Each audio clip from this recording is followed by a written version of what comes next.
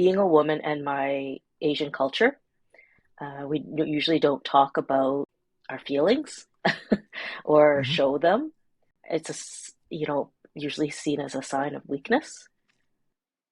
So that was really hard. It's always hard because like I don't know how old you are, but I'm 30, and like we grow up resenting our parents, right?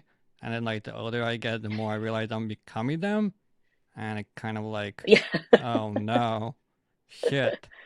yeah. Sometimes I find myself sounding like my parents, and I'm like, oh, like it's the same words or the phrases, and I'm like, oh my goodness, right? And you're Asian, but So, you're more of a you're more Canadian. Now you adopted Canadian yes, values. yes, So that's right. so Yeah, you must be that's really right. nice all the time. Yes, probably too nice. Yeah.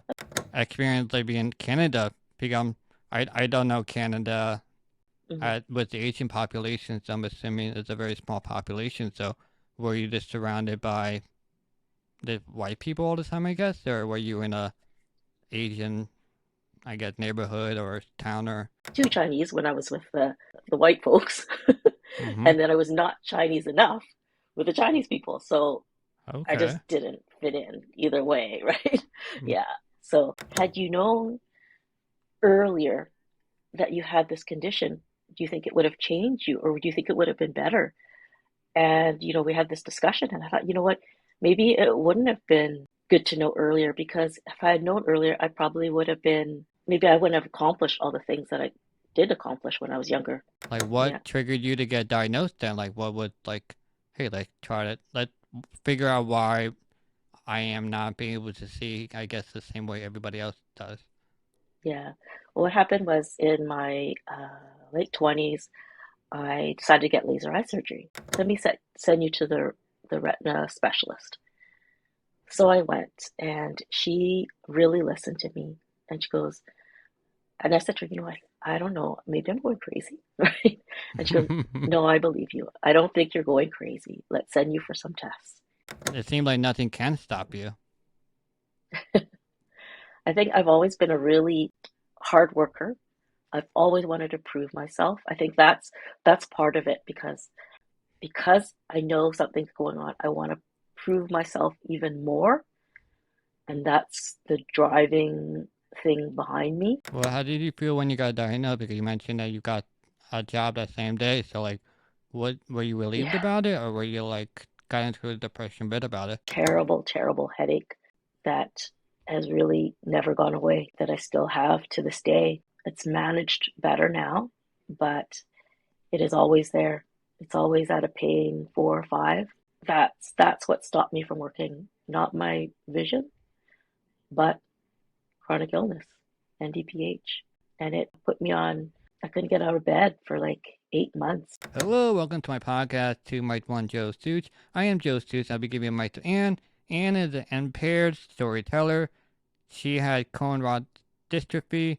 Symptoms include decreased sharpness of vision, increased sensitivity to light, impaired color vision, blind spots in center of the visual field, and partial peripheral vision. Also deals with NDPH, which is new daily persistent headaches. You were not always open and confident with your story and self. You were and still kind of a very private person. So let's get to the heart of your self-esteem woes and start your advocacy journey. What do you feel was holding you back from being open with the world? Being a woman, the Asian culture, or your disability? I think mostly uh, being a woman and my Asian culture, we usually don't talk about our feelings or Hmm. show them. It's usually seen as a sign of weakness. So that was really hard. You always want to portray that you're strong and doing well, and it's hard to be vulnerable. And so that's one of the reasons why I decided to share my story and be on social media, because there's so much going on behind our eyes, and we need to talk about it. And people are suffering in silence. And if they see representation, they can feel that connection. And, especially disability isn't talked about. And you're always told that something is wrong with you when there isn't something wrong with you. It's just a part of you. People go through so much every day, and things like that are just a part of you. I mean, I remember my daughter's left-handed, and the grandparents would, slap her wrists because she was left-handed. I'm Oh, like, that's shitty. yeah, and I'm like, she's left-handed. That's just part of it. And as she grew up, we always just set the table as her left-hand. We never made a big deal out of it, but going to grandparents or relatives' house, that was how she was treated. And I didn't want my kids to be treated like that. I wanted them to know that everything is normal. That's the way it is. Yes. So it seems So that in every that's culture there's a deep traditional value of it. I feel like we're slowly growing out of it, especially if you like live in the United yes. States, for example. So like Hmm. what how did you know like your culture was about influence on you? Like did you have like a moment of like, whoa, did it totally different? Or like how did you like realize that this isn't right and this is not how a human should be? I think just growing up through school, and seeing how you see media, TV, culture. You visit your family's friend's house, and and you read books. You kind of see how the world is, and you take all of that into consideration, and you see what you want in your life and what's important to you and what the values that are important to you. And you realize, you know what? Okay, that may be my culture, and that's maybe what generations have done, but maybe I can be the change. I don't have to carry these same things forward. That's what I realized, as a kid growing up, and what I wanted for my kids in the future, what kind of legacy I want to leave for them. It's always hard because like I don't know how old you are, but I'm 30 and like we grow up resenting our parents, right? And then like the older I get, the more I realize I'm becoming them, and it kind of like, Yeah, oh no, shit. yeah. Sometimes I find myself sounding like my parents, and I'm like, oh, like the same words or the phrases, and I'm like, oh my goodness, right? And like Snap out of you're that. you're everything you want to not be, and it's horrible, but it's kind of like Yeah. it's like deep in our DNA, and I get it. But also, Hmm. it's so good awareness of you that you know what's good and what's bad, and you're able to separate, and you don't want to inflict that onto your future kids because you're a very Yeah. private person. I don't know if you have a, I know you have like a family, but I don't know how many kids you have, if you're Yeah. married or Yeah. not. Like you're Yeah. still private in that aspect, Yeah. which is Yes. respectful. But Yeah. yeah, just how do you deal with like your, because now you're dealing with a significant other who has his traditional values Hmm. too. So how do you like, I guess, combine it because it's either his or yours, or like how did you, I guess, mesh the two? We're both, fortunately, on the same page. I mean, his family is quite traditional. Or are you guys Um, both Asian? yeah, we're both Asian. Yeah, Okay, his that helps. family's very traditional, but him and I are very similar. We both have been in North America and Canada for, since we were very little. We're both, you know, see the world quite similarly. Hmm. So we're on the same page with that. Um, so we learn to juggle the relatives, like yes, okay, and then we go do our own thing. You're Asian, but So you're more of a You're more Canadian. Now you adopted Canadian yes, values. yes, So that's right. so Yeah, you must be that's really right. nice all the time. Yes, probably too nice. Yeah. Yeah, it's just difficult to do, and then also when you're raising kids, it's always easy to like be on a couch and be like, "Oh, I'm never gonna say this to my kids and stuff." But when you're in the heat of the moment, Yeah. like it comes out like this deep. Hmm. I, it's hard to explain, but like the deepness of you, like your inner parents of comes out, and you're like, oh, like I'm sure you go to bed and you're like, oh no, I'm turning to my parents. Like, we gotta remedy this, or they're gonna turn out bad too. Well, my parents were, immigrants to Canada, and so they weren't home all the time. So they were always working.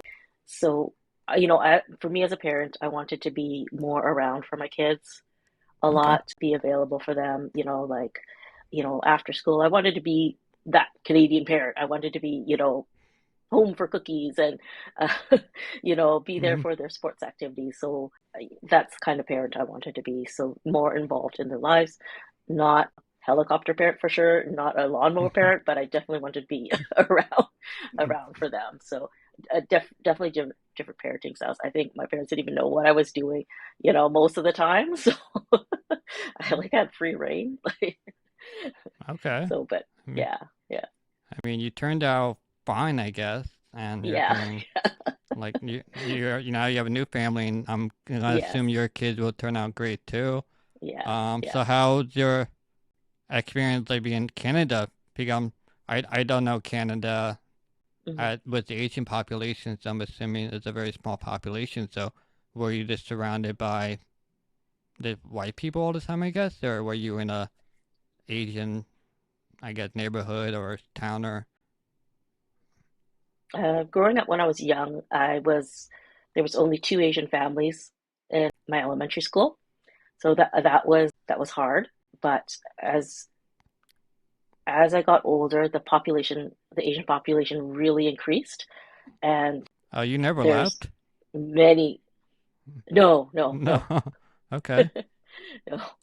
Yeah, and so it's really big now in the city. Like I had lived in a suburban pocket, just outside of the city, and it's really exploded now. So there's a big Asian population, but I never felt like I fit in either way.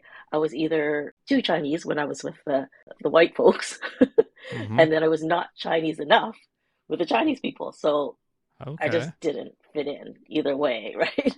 Mm. Yeah. So yeah, it's kind of a funny thing. Yeah. So, because I can't even speak Chinese, honestly. Like, Oh, so really? Okay. yeah, I I can understand a little bit, but I can't speak it because I just thought your we parents were might all be. trying to. Yeah, I thought your parents would try to make you learn Chinese too, since you're saying that they were very No, traditional. yeah, we were so because we had emigrated, they were so wanting us to fit in, so we're learning English as much as possible. Okay. And they were trying to fit in to the Canadian culture as well. So it was English at home.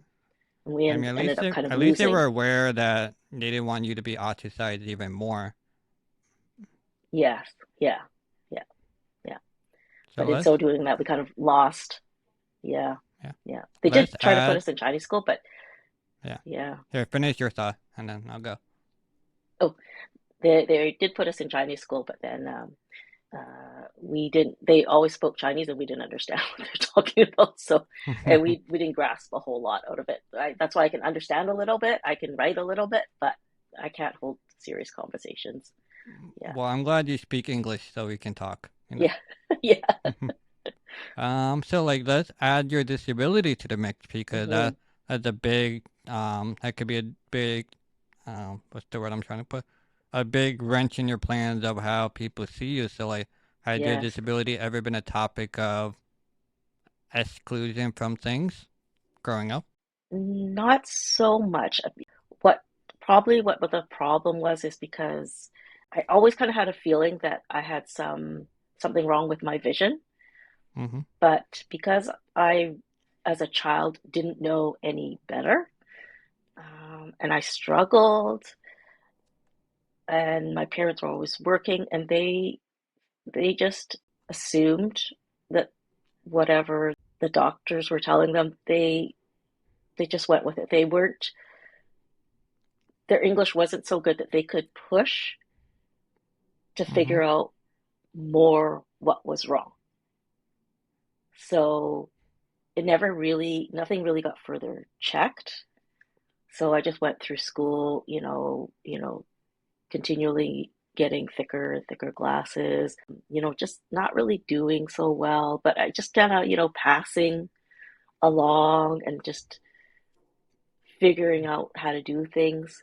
So that's how I just kind of survived school. Um, and I just like I never like I was always kind of different from my brother and sister, where they all did well, and I just thought, well, there's always one kid in the family that doesn't do so great, and I'm just that one, right? Right? You're the So, black sheep of the um, family. yeah, yeah, yeah.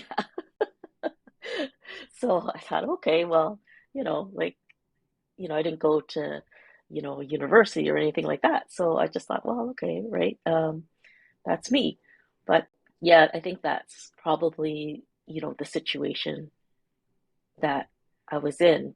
Had there would been more connection, had they maybe noticed more or able to speak with my teachers more, maybe something might have been. I'm somewhat familiar with the disease, but it is Mm, remarkable that you basically went through your entire life, even got a job, and then yeah. you got diagnosed with your disease. So, like, how did you even get through life? What? Yes. Yeah. How did you get through life? I think I learned how to just really just hack my way through life, honestly. It's So impressive. you get so good at being able to fake it to make it, basically. Right? That's pretty much it, right? And because that's all you really know, you that's what it comes to. Someone asked me, like, had you known earlier that you had this condition, do you think it would have changed you, or do you think it would have been better?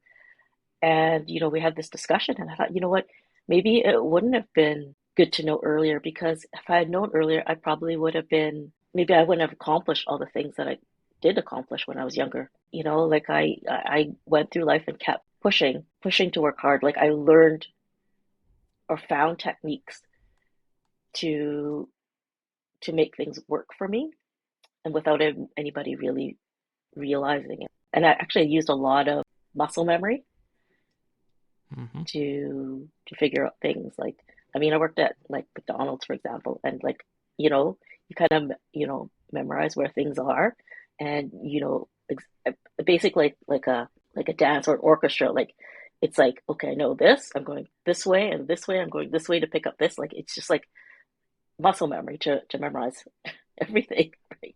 Yeah, It's really that's impressive that you just were how able I to do figure that. out things. Yeah.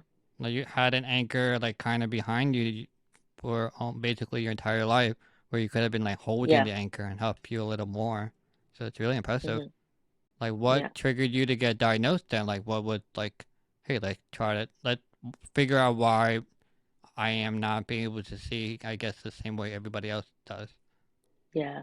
Well, what happened was in my late 20s, I decided to get laser eye surgery because my vision was so poor. So I went and had it done, and I was like, wow, great. I could see, like, this is amazing. Like, I could see like 3D, I could see like the leaves. I'm like, wow, this is great. And and then that only lasted for a very short time, like for a few years. And I started not being able to see it anymore, and the vision started really deteriorating. And I kept going back to the eye doctor and saying, I can't see what I know I'm supposed to see, because now that I know what I'm supposed to see, I'm not seeing that. Like when I was driving, and I couldn't see like the license plate in front of me. I couldn't see the street signs. Like, I memorize my drive to work every day. I know what streets Hmm. are all right. I know what's supposed to come up, but I'm like, I can't see those things anymore. And he's like, checking me, and like my, central vision was still good. And he's like, there's no problem, right? And I'm like, Hmm. okay. Then I go back, and it's, you go to the eye doctor every 2 years, and this was about 4 times, so that's a total of 8 years. And he's like, no, every time it's fine. Like, and there was no like change in like the degree of the prescription, maybe just like a tiny bit. And I was like, God, and that on my own, I decided to stop driving, because like I couldn't see like a person coming crossing the street, and I was like, I'm just feeling very unsafe. And I couldn't see at night anymore. And it was causing me a lot of anxiety. So, I stopped driving until I could kind of get to the bottom of this. And finally, at the last appointment, I said, you know what? Maybe I'll get contact lenses. Maybe if I have them like straight to my eye, I could see better. So I did, and Okay. it actually made it worse, like even more worse. And I went back and I said, you know what? This is making it Okay. worse. Like I really can't see. And this time it happened to be a different doctor, and he's like, you know what? Let me send you to the retina specialist. So I went, and she really listened to me, and she goes, and I said to her, you know what? I don't know. Maybe I'm going crazy, right? And she goes, no, I believe you. I don't think you're going crazy. Let's send you for some tests. And so I went for the first test, and it came back inconclusive. So I had to wait another year for the test again. And then that's when the diagnosis came. So it took a long time, but it finally came. I realized, okay, I'm not going crazy. Like it all started to make sense now. And the day that I got my diagnosis was the day that I had to go sign a contract for my new job. It was a dream job that I had been working so hard for. And it was, yeah, it was so tough because I was like, I don't know how, I didn't know what to say or do, if I should disclose it or what should I do, because I mean, it was so new to me and I didn't know what the prognosis was. Hmm. But I thought in my head, you know what? Let's give it 5 years. Let's see how I can do, because I'm managing right now. And I think I made it just about 5 years. Yeah. I mean, it's really remarkable that you're just able to do everything with a diagnosis or not, and you kept like you got a new job and everything. It's like, what? Yeah. It seemed like nothing can stop you. I think I've always been a really hard worker. I've always wanted to prove myself. I think that's part of it, because I know something's going on. I want to prove myself even more, and that's the driving thing behind me, that I'm always seen as a very, outstanding, hardworking employee, so that no one can go and fire me. Right? So, right. So, Hey, that's a really yeah, good reason. yeah, right. So so you say like when you were growing up that you had to get thicker and thicker glasses, and Yeah. so like what you keep getting thicker glasses, or like did you like how do you go from thicker glasses and now you wear no glasses? So I don't know if you're wearing contacts or like do you have a new way or how are you seeing, I guess. How am I seeing? I don't really wear glasses right now most of the time because they really just don't help.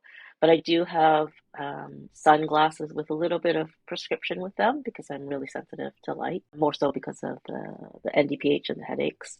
Mm-hmm. Um, yeah, like I've noticed that at home now, I'm more struggling at home. Home is my safe space. And I notice I'm struggling at home a little bit more, so I'll put on my glasses a bit, just to help fine tune things a little bit. But I can only wear them for like 5 minutes at a time, because they really only help a little bit, and then they add to my headaches as well. So it's like can't win, situation. I mean, Yeah. I did interview someone that has migraines and she Hmm. reviews products and stuff. So I'll definitely Hmm. share her page with you and maybe she can Okay. help you out with Okay. your That would be headache great. problems. Yeah. Yeah. Yeah. So I'm guessing your thick glasses are not thick anymore. And like, does your diagnosis No. change like your prescription at all? Or is it more like, hey, you're diagnosed with it, but you still have like the same exact problems? Yeah. The diagnosis remains. The prescription doesn't really change. Is very low now because of the laser eye surgery. So it's very little, but it doesn't change much at all. It's because what's happening with the diagnosis, it's the light sensing cells at the back of my eyes that's causing the problem. So I'm assuming there's nothing you can do to stop it. No, no, because So they're was this just surgery like you talked about you getting surgery and that helped with your vision? So was that surgery needed then? Like did that help you in any way, or was it kind of like a bad move it in the long was. run? I think it was. I think it was a good move in that that's what helped me figure out that something was going on. Okay. Yeah, because without it, and then keep going, and then realizing, okay, I'm losing.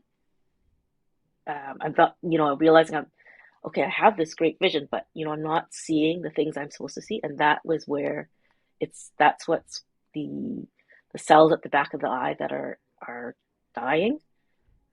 That's what's causing that, and that's how that was discovered, the cone rod dystrophy. Well, how did you feel when you got diagnosed? Because you mentioned that you got a job that same day. So, like, what were you relieved Yeah, about it, or were you like got into a depression bit about it? in some way I was relieved about it, but also scared at the same time because at that time I didn't really know what it meant. But I was relieved to know that I wasn't having some psychological issues, and that all my Mm-hmm. anxiety like had to was real. Um, and thankful that I wasn't driving. Thankful that I made those right decisions. Um, and Yeah. I'm a very proactive person, and just putting plans in place to know how to deal with the future. Um, I think that's how I tried to cope with it. In the years after, I looked at renovating my home, like main floor for like universal design, making it. I mean, our home had needed a reno, but I made specific adjustments for the future so that, to prevent any slips, falls, things like that, to help me. And as I got closer to when I was feeling uncomfortable with doing my work, I enrolled in CNIB, which is probably like American Foundation for the Blind, to learn skills for at home so that I could be prepared. Just keeping all those things in mind, so that I think that was the way I could emotionally cope. And yeah, even like I love my Apple iPhone. I even went to like the Apple store to learn classes on accessibility. Yeah, things like that. Yeah. And then on also so that I could prepare myself when I did speak to my employer about accommodations. And I was always very careful because my job was very detail oriented and I was working with patients and stuff that I was very careful, and that if at any point I felt that I shouldn't be working in that position, then I would step back. So it was always on my mind. Are you still able to work like normal? Are you still working that job that you got the day you got diagnosed with? No, I'm not able to because of NDPH. NDPH is what Oh, stopped me from working. Yeah, yeah. I have here that on January 1st, 2019, you started getting headaches, and then you were diagnosed later in the year. So, and then you went on bed rest for 8 months, dealing with depression yeah, too. So, do you feel that your mirror shattered and had to piece it together? yes, yes, yeah. January 1st, 2019, I woke up with this terrible, terrible headache that has really never gone away. That I still have to this day. It's managed better now, but it is always there. It's always at a pain 4 or 5. That's what stopped me from working. Not my vision, but chronic illness, NDPH. And it put me on, I couldn't get out of bed for like 8 months because it was so bad. And it really put me in a terrible depression. And I just didn't know what really to do with my life. I just lost everything. couldn't return to work, completely dependent on everyone. Yeah, it was tough. Just trying to find a way out of that was difficult. So did you get out of your depression and out of bed out of spite, or did you like go and seek help and then medicine and therapy helped you get to a better place? Some therapy helped me, and I realized what's hard is seeing my husband and kids see me like this, and I didn't want them to see me like this, um, and I didn't want them to see me give up on life. So little by little, I worked to, you know, find some purpose. Yeah. And that's when I started connecting on social media and making it self care for myself, really. And that's what kind of got me moving. And I would like make it a point to do like one post a week. And like at least I got up, took a shower, combed my hair, took a photo, right? Yeah, it would take me a week to do that because like taking a shower was like took so much energy to do that. Yeah, I mean, look at you now. Now you have your own TED Talk, yeah, and that's a really big deal. yeah, yeah. I'm still That's huge. recovering from the TED Talk actually, but yeah, Really? yeah, yeah, Like I talked to others that have TED Talks, and it's such a seems to be like a very almost surreal experience about it. Like it's not like you go and you do a speech. It's like you do a whole day of like workshops and stuff, and it's really yeah, interesting. yeah. Like it was. I started in the summer preparing, and then it was done in November. And yeah, like I'm still kind of recovering from it because it takes a lot of energy out of me. It took a lot. So like I right lately I haven't been on social media too much, just because I'm just still recovering uh, mentally, physically from it. So yeah, yeah.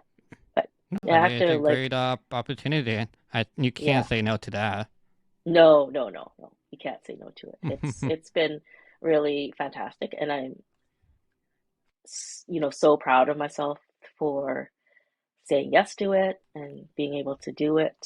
Uh, and I have to always remind myself, you know what, you got to take care of yourself first.